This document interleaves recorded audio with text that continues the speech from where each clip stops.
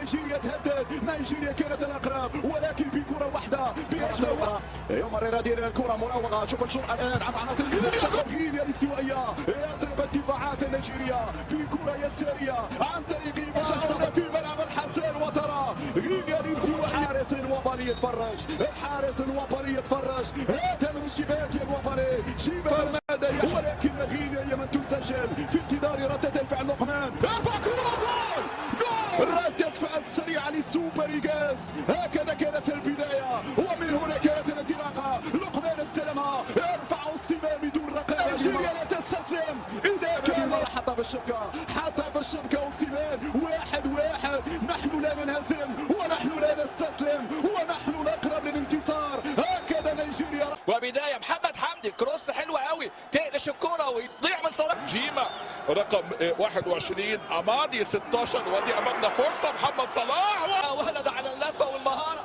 شوف امامنا هو المتالق مع نادي نانت واللي عنده عروض اوروبيه في هذه الادوار الدفاعيه. لسه كنا بنحكي عليه، ادوار الدفاعيه ما بتتمش.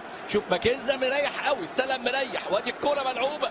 مفيش الرقابه، اللقطه دي ما فيهاش رقابه ما بين عبد المنعم وحجازي. الراجل اتحرك في المساحه وطلع موزمبيقي.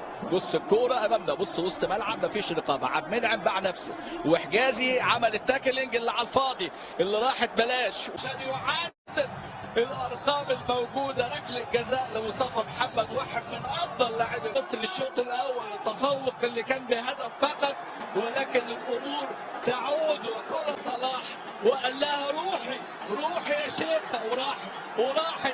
فيردي يؤكد ان كرة القدم لا ترتخ ابدا لمنطقة الحسابات. إيقار على الكبار ومقارعة الكبار تستنشق اطهار. القرش يسجل، كرة رجعت من فوري والمتابعة من مونتيرو. منتخب الكابردي يفاجئ البلاك ستارز. أسبقية مستحقة لهذا المنتخب. روح قتالية أمامنا.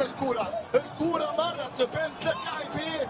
هنا الانطلاقة التمريرة انطلقت مرة أولى ترجع والمتابعة. منتخب الكافيردي عمل ممتاز بعد انطلاقة ستيفن موريرا يمرر. هنا التسديدة من كابرال ترجع من فوري والمتابعة من مونتيرو يوقع على هدف.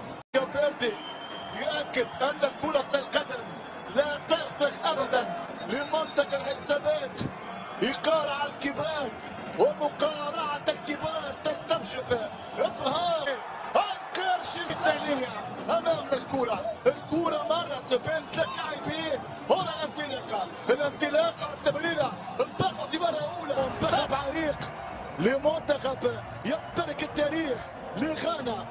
يؤكد الصحوة، يؤكد الاستفاقة لمنتخب لكتابة التاريخ للانتصار البلاك ستارز لتحقيق 3 نقاط غالية جدا. منتخب الكافيردي يستغل وضعية دفاع تايه، وضعية فريق بهذه الوضعية. لابد من انهاء المباراة بالانتصار.